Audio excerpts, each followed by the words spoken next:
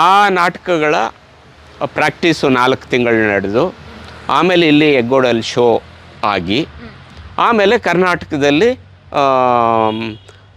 ಶಿವಮೊಗ್ಗ, ಆಮೇಲೆ ಇನ್ನೊಂದೂರು, ಮತ್ತೊಂದೂರು, ಹೀಗೆ ಒಂದು 6 ತಿಂಗಳು ಟೂರ್ ಆಗ್ತಾಯಿತ್ತು. 6 ತಿಂಗಳು ಆಮೇಲೆ ಎಲ್ಲ ಇಲ್ಲಿ ಬಂದು ಅವರೆಲ್ಲ ತಮ್ಮ ಊರುಗಳಿಗೆ ಹೋಗ್ತಾಯಿದ್ರು. ಈಗ ನಾವು ಏನು ನೀನಾಸಂ ಕಲಾವಿದರು, ನೀವು ಸಿನಿಮಾದಲ್ಲಿರ್ಬೋದು, ಸೀರಿಯಲ್ಲಿರ್ಬೋದು, ಇನ್ನೆಲ್ಲೇ ನೀವು ಅವ್ರನ್ನ ನೋಡಿದ್ರು ಅನೇಕರು ಈ ಬಸ್ಸಲ್ಲಿ ಓಡಾಟ ಮಾಡಿರ್ತಾರೆ. ಒಂದು ರೀತಿಯಾಗಿ ನೀನಾಸಂ ಸಂಚಾರಿ ಅಂತ ಹೇಳ್ಬೋದು. ಹಾಂ,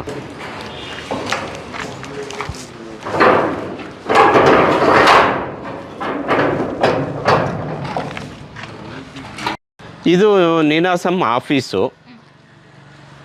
ಆಮೇಲೆ ಇದು ನೀನಾಸಂ ದಬ್ಬೆ ಅಂತ ಕರೀತಾರೆ, ದಬ್ಬೆ ಬೆಂಚು.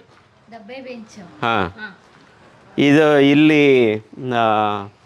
ಸಂಜೆ ಹೊತ್ತು ಊರಿನವರೆಲ್ಲ ಬಂದು ಕೂತ್ಕೊಂಡು ಸ್ವಲ್ಪ ಹೊತ್ತು ಮಾತಾಡಿ ಹರಟೆ ಹೊಡೆದು. ಹಾಂ, ಹೌದು, ಬರ್ತಾರೆ. ಈಗ ನೋಡಿ ಅವರು ಊರಿನವ್ರೆ ಬಂದು ಪೇಪರ್ ಓದ್ತಾರೆ, ಇನ್ಯಾರೋ ಅವ್ರ ಜೊತೆಗೆ ಬರ್ತಾರೆ, ಮಾತಾಡ್ತಾರೆ.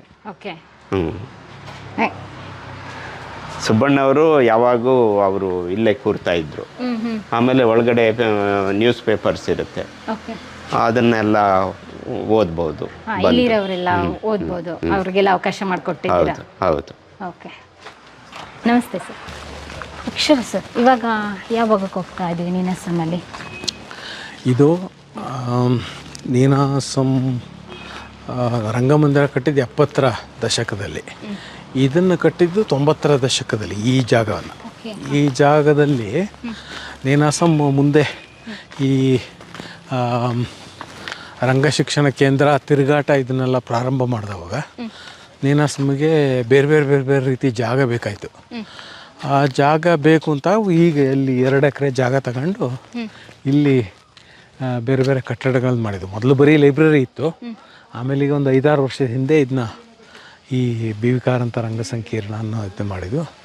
ಆ ಕಡೆಗೆ ಒಂದು ಮಿನಿ ಥಿಯೇಟ್ರ್ ಇದೆ, 2 ಹಾಸ್ಟೆಲ್ ಇದೆ, ಒಂದು ಓಪನ್ ಏರ್ ಥಿಯೇಟ್ರ್ ಇದೆ, ಒಂದು ರಿಹರ್ಸಲ್ ಸ್ಪೇಸ್ ಇದೆ. ಸೊ ಇದಿಷ್ಟು ಈ ಜಾಗದಲ್ಲಿ ಇರುವ